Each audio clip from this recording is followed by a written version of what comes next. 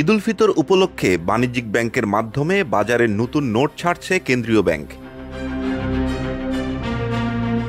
রোববার বাংলাদেশ ব্যাংকের যোগাযোগ ও প্রকাশনা বিভাগ এক বিজ্ঞপ্তিতে এই তথ্য জানিয়েছে।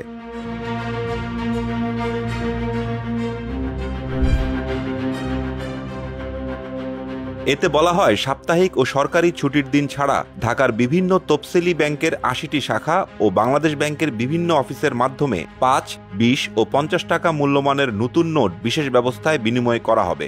তবে একই ব্যক্তি একাধিক নতুন নোট গ্রহণ করতে পারবেন না।